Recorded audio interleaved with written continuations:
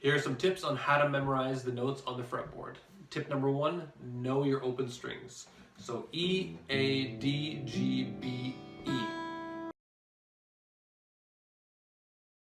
Tip number 2, 12th fret is exactly the same as open. So all the notes that I just named, E, A, D, G, B, E, well, they reoccur on 12. This is a very useful tip when you're playing on 11 or 13 or somewhere near 12 and you don't know the note that you're playing. Well, we can always reference back to 12. Tip number 3, know your notes on the low E string. This one is probably the hardest one because it takes a little bit of work, but extremely important. So let's go through all the notes on the low E string.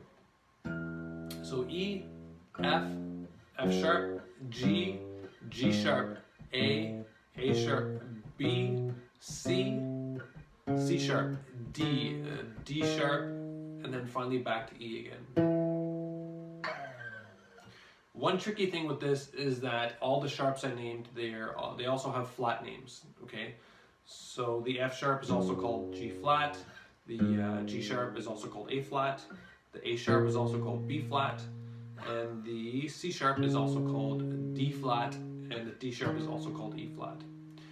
Try not to worry about this just yet, of course, unless you need to know where a B flat chord is or a B flat note is on the low E string. Well, it's going to be the same as A sharp. Okay, tip number 4, know your octave patterns. So this is a big one, and this is something that helped me a lot in learning the fretboard. Now, if you know your low E string notes, we can figure out the notes on the D string. Okay, so for example, on the 3rd fret, low E string, we have a G note. Well, we have an octave pattern here where the G note is going to reoccur at a higher octave. So if I skip a string, so skip over the A string to the D string and go over by 2 frets, then I end up with exactly the same note. So I can do this anywhere on the low E string. Fret number 1 on the low E string is an F note. Well, I'll have the same F note on the D string 3. Or if I hit open, I get a low E note. If I hit 2 on the D string, I'll have another E note. Okay. If you're building an octave off the low E string, you skip over a string and go over by 2. The same rule applies for the A string, but it changes when we hit the D string. It's over by 3, and same thing on the G string. Okay, so tip number 5, learn your scale notes. Okay, so as you're playing and learning your scales, it's a good idea to actually name them out loud or in your head while you're practicing them. Now, you don't have to do this right away, but once you get comfortable with the scales, just name them out loud. C, D, E, F, G, A, B, C, D, E, F, G, A, B, C. If you do that routinely, it's going to help you memorize certain notes in the scale, okay?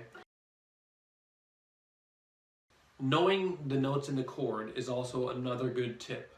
And if you're a beginner, the best way to start this is just by learning the tops of the chord. So if you take a look at a C chord is made from 3 notes, but more importantly, the very lowest note is a C note, okay? That's the bass note. Same thing with a G chord, the lowest note is a G note. With a D chord, the lowest note, it's an open string. Okay, is a D note. With an F chord, the lowest note is an F note. And same thing for any bar chords.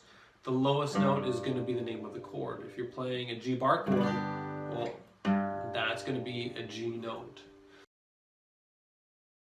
Okay, the last thing, don't use any cheats, okay, or cheat systems. So what do I mean by cheat systems? Well, I've seen students put a clip-on tuner on the guitar, play the note, and see what it is. You only want to do that to check check and see if you're correct. But if you do that a lot, it's going to be a crutch. You do not want to rely on that. You have to build your own systems and reference points without using a tuner to tell you what note it is, okay? Note labels. Never, ever, ever, ever, ever, no matter what level you are, never put any type of labeling here to tell you what note it is. That's a major crutch. Do not do that. You have to figure out your own ways of memorizing the notes. And unfortunately, if you do that, that's your way.